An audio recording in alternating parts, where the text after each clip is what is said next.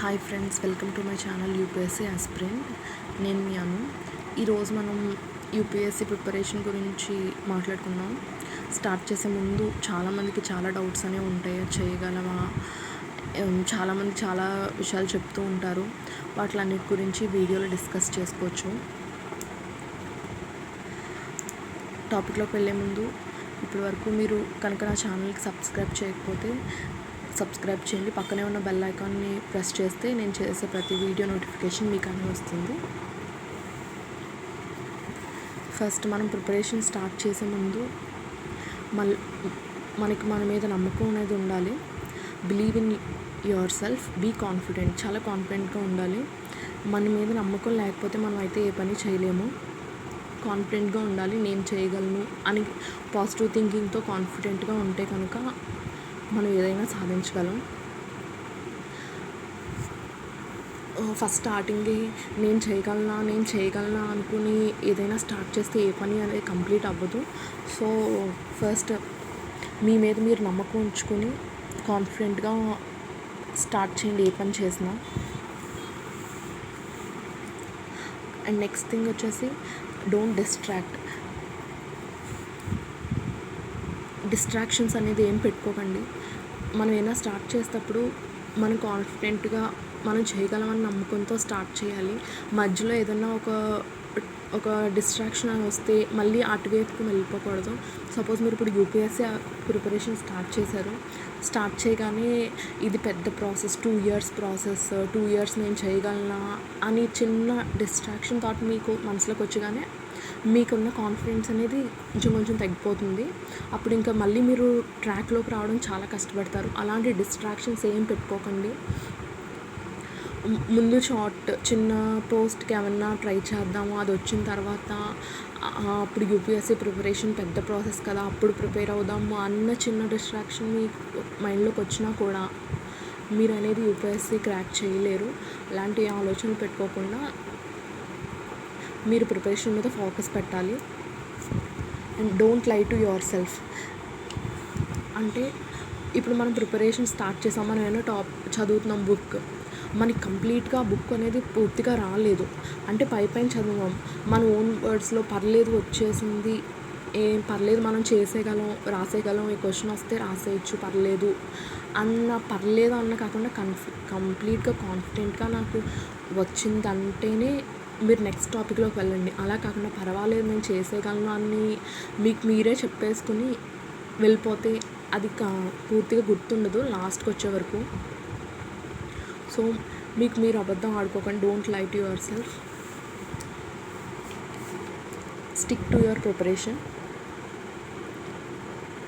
మనం preparation start చేశాక ఎట్టి పరిస్థితుల్లో ఉన్న ఏదేమైనా సరే అనుకున్నట్టు చేసుకోవాలి. మనం ఏమైనా ప్లాన్ చేసుకుంటే ఆ ప్లాన్కి అనుగుణంగా మనం ఫాలో అవ్వాలి.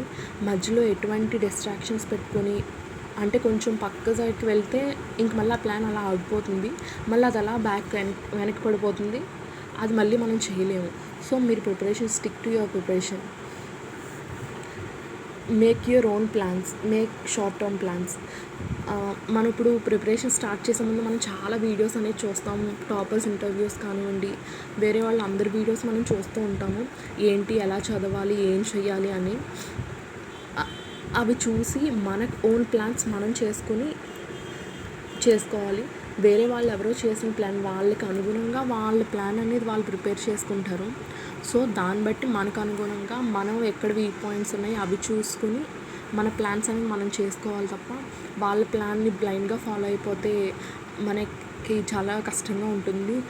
సపోజ్ ఒక వ్యక్తికి హిస్టరీ చాలా బాగా చదవగలరు, జోగ్రఫీ కొంచెం వీక్ పాయింట్స్ ఉంటాయి, ఆ అనుగుణంగా వాళ్ళు హిస్టరీకి తక్కువ టైం పెట్టుకొని జోగ్రఫీకి ఎక్కువ time ఇచ్చుకుంటారు.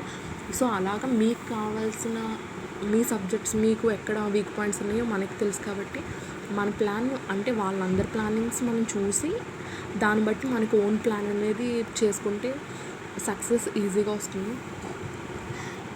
And short term plans మీరు మరీ లాంగ్ టర్మ్ 1 yearకి ఈరోజే కూర్చొని ప్లాన్ వేసేసి దాన్ని బట్టి చదివేస్తాము అంటే అవ్వదు. ఎప్పుడైనా ఒక్కొక్కసారి ఒక టాపిక్ చాలా టఫ్గా ఉంటుంది, ఒకసారి ఆ టాపిక్ మనం ఒకరోజు ప్లాన్ చేసుకుని అది 2 days పడుతుంది. సో దాన్ని బట్టి మీరు షార్ట్ టర్మ్ ప్లాన్స్ ఒక 1 వీక్కి 10 డేస్కి, లేకపోతే కొంతమందికి మరీ షార్ట్ టర్మ్ 3-4 డేస్ కూడా ప్లాన్ చేసుకుంటారు. లేకపోతే ఎవ్రీడే ఈరోజు ఏం చదవాలని మార్నింగే ఒక జర్నల్ ప్రిపేర్ చేసుకుని ప్రిపరేషన్ స్టార్ట్ చేయొచ్చు. సో షార్ట్ టర్మ్ ప్లాన్స్ చేసుకుని ఆ షార్ట్ టర్మ్ ప్లాన్ని ఎక్కడా మిస్ అవ్వకుండా కంప్లీట్ చేసేలాగా చేసుకోండి. ఫస్ట్ స్టార్టింగ్లో కొంచెం టఫ్గా ఉంటుంది, చదవగా మనకి ట్రాక్లో పడేటప్పటికి అలవాటు అయిపోతుంది. సో నెక్స్ట్ వచ్చేసి థింక్ పాజిటివ్. ఎప్పుడు పాజిటివ్గా ఆలోచించండి. సపోజ్ ఎవరైనా రిలేటివ్ కానీ ఫ్రెండ్ కానీ ఎవరైనా వస్తారు, ఏం చేస్తున్నావు అంటే ఇలా నేను యూపీఎస్సీకి ప్రిపేర్ అవుతున్నానని చెప్తే వాళ్ళు ఏమంటారు, నువ్వు యూపీఎస్సీ అది ఎంత చాలా కష్టం, అసలు చేయగలవా నువ్వు అని వాళ్ళు ఏమైనా అనేసరికి మనలో మనకి తను అలాగన్నాడే మనం చేయగలవా అనే ఆలోచన మనకు వచ్చేస్తుంది. అలాంటి డిస్ట్రాక్షన్స్ పెట్టుకోకుండా పాజిటివ్గా ఆలోచించండి. నేను చేయగలను అని పాజిటివ్ థింకింగ్తో బ్యాడ్ ఇష్యూస్ కాకుండా పాజిటివ్గా ఉండి చేయండి. And keep limited resources. ఒక 10 బుక్స్ చదివేసి దానికన్నా ఒక బుక్ పర్ఫెక్ట్గా చదివితే అంతకన్నా మంచిది ఉండదు. సో ఒక టాపిక్ వచ్చేసి 2 బుక్స్ 3 బుక్స్ అలా తీసుకోకుండా చాలా లిమిటెడ్గా మనం ఎంత చదవగలమో మనకి తెలుసు, మన కెపాసిటీ ఎంతో, దాన్ని బట్టి లిమిటెడ్ రిసోర్స్ పెట్టుకొని దాన్ని పర్ఫెక్ట్గా ఒక బుక్ని ఒక 10 టైమ్స్ రివిజన్ చేసి అయితే బాగుంటుంది. కానీ ఒక 10 బుక్స్ని అన్ని 10 బుక్స్ చదివేసి దాంట్లో బుక్లో చదివేస్తాం, మళ్ళీ వేరే బుక్ చదివేస్తాం, అన్నీ కన్ఫ్యూజ్ అయిపోతాం. సో సింగిల్ బుక్ని 10 టైమ్స్ చదివితే ఎక్కువ యూజ్ అవుతుంది 10 బుక్స్ని ఒకసారి చదవడం కన్నా. So keep limited resources. Slow and steady win the race. And మనం ఎంత స్లోగా అంటే కంగారు ఫాస్ట్గా ఈరోజే జియోగ్రఫీ టెక్స్ట్ బుక్ ఈరోజే చదివేయాలి, హిస్టరీ బుక్ ఈరోజు చదివేయాలి, పాలిటీ ఈరోజు చదివేయాలి, అలా కాకుండా slow and steady win the race. స్లోగా స్టార్ట్ చేసి and next day by day మనం ఇంక్రీజ్ చేసుకోవాలి. మన ప్రిపరేషన్ అనేది రీడింగ్ టైంని ఇంక్రీజ్ చేసుకోవచ్చు. సో స్టార్టింగ్ స్లోగా స్టార్ట్ చేయాలి, తర్వాత మనం ఇంక్రీజ్ చేసుకోవచ్చు. ఎవరో స్టార్టింగ్ నుంచి మనము ఇప్పుడు సపోజ్ రన్నింగ్ ప్రాక్టీస్ చేస్తారు, స్టార్టింగే 5 కిలోమీటర్స్ రన్నింగ్ చేసేయాలి అనుకుంటే అండ్ నెక్స్ట్ డే వాళ్ళు ఇంకా రన్నింగ్ క్లాస్కి రాలేరు. సో ఫస్ట్ స్టార్టింగ్ కొంచెం వార్మప్ చేసి తర్వాత స్లోగా మనకి ట్రాక్లోకి అనేది వెళ్తాం. సో అలాగే స్టార్టింగ్ స్లోగా స్టార్ట్ చేసి తర్వాత మనం ఒక 1 మంత్ ఒక 3-4 అవర్స్ చదివితే తర్వాత ఒక 1 అవర్ యాడ్ చేసుకుంటూ అలా మన ప్రిపరేషన్ అనేది పెంచుకోవచ్చు. తర్వాత సిలబస్ అనేది కరెక్ట్గా మన సిలబస్ రోజు బుక్ తీసి వెతుక్కునేలా కాకుండా పలానా టాపిక్స్ ఉంటాయి, సిలబస్ ఇలా ఉంటుంది అని మనకి ఒక నోటెడ్, అంటే ఒకరోజే మొత్తం యూపీఎస్సీ చాలా వేస్ట్గా ఉంది సిలబస్, అవన్నీ ఒకరోజే బట్టి అంటే మనం చదివేయాలి అంటే కష్టం అవుతుంది. ఒక పేపర్ మీద రాసుకుని ఒక బోర్డు మీద ఎక్కడైనా స్టిక్ చేసుకుంటే మనం రోజు ఆ సిలబస్ చూస్తూ ఉంటే మనకి అలవాటు అయిపోతుంది, అంటే అలా నోటెడ్ అయిపోతాయి. సో సిలబస్ బాగా నోటెడ్గా ఉంటే గబుక్కుని న్యూస్ పేపర్లో ఏదైనా ఒక ఆర్టికల్ చూసేటప్పటికి పలానా GS1లో ఈ సంబంధించిన టాపిక్ GS1కి కవర్ అవుతుంది కదా, సో మనకు అలా ఈజీగా ఉంటుంది మన సిలబస్ అనేది బాగా తెలుసుంటే. Don't miss your news paper miss అవుతే ప్రిపరేషన్ అసలు జరగదండి. న్యూస్ పేపర్ ఖచ్చితంగా రోజు న్యూస్ పేపర్ మనం చదవాలి. ఎందుకంటే ఒకవేళ ఇవాళ న్యూస్ పేపర్ మనం మిస్ అయ్యాం, చదవలేదు, ప్రిపేర్ అవ్వలేదు, న్యూస్ పేపర్ చదవకపోతే నెక్స్ట్ డే న్యూస్ పేపర్ వచ్చేస్తుంది. ఈరోజు news paper, next day news paper రెండు ఒక రోజే అవ్వడం కష్టం. ఒకవేళ మనం ఏమైనా మిస్ అయ్యాం అనుకో, చదవలేదనుకో, ఆ టాపిక్ మళ్ళీ నెక్స్ట్ డేకి మన ప్లాన్లోకి అడ్జస్ట్ చేసుకోవచ్చు, పర్వాలేదు, అంత ప్రాబ్లం ఉండదు. ఒకవేళ న్యూస్ పేపర్ కనుక మిస్ అవుతే మళ్ళీ నెక్స్ట్ డే న్యూస్ పేపర్ వచ్చేస్తుంది.